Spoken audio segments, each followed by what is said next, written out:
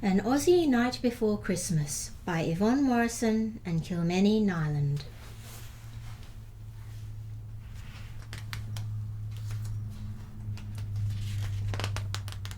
'Twas the night before Christmas, there wasn't a sound, not a possum was stirring, no one was around.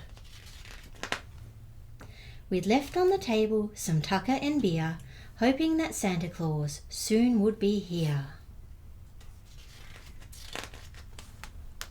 We children were snuggled up safe in our beds, while dreams of Pavlova danced round in our heads. And Mum in her nightie and Dad in his shorts had just settled down to watch TV sports.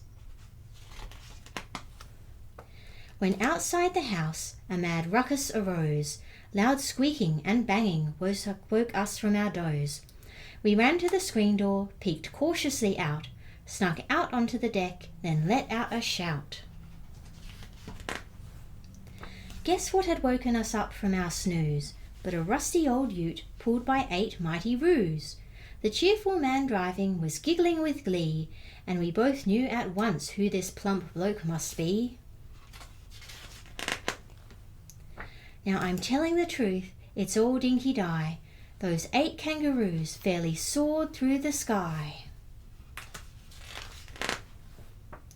Santa leaned out the window to pull at the reins and encouraged the roos by calling their names.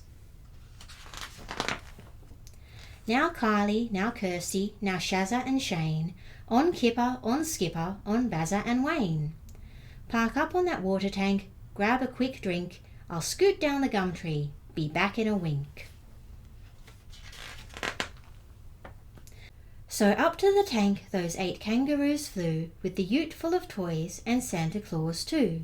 He slid down the gum tree and jumped to the ground, then in through the window he sprang with a bound. He had bright sunburned cheeks and a milky white beard, a jolly old joker was how he appeared. He wore red stubby shorts and old thongs on his feet, and a hat of deep crimson as shade from the heat. His eyes bright as opals, oh how they twinkled, and like a goanna his skin was quite wrinkled. His shirt was stretched over a round bulging belly, which shook when he moved like a plate full of jelly.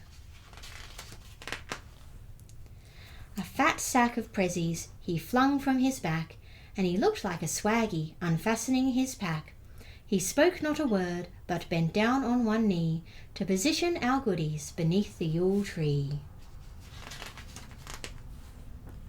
Surfboard and footy ball, shapes for us too, and for Dad tongs to use on the new barbecue. A mysterious package he left for our mum, then he turned and he winked and he held up his thumb. He strolled out on deck and his roos came on cue, flung his sack in the back and prepared to shoot through. He bellowed out loud as they swooped past the gates. Merry Christmas to all, and good on your mates.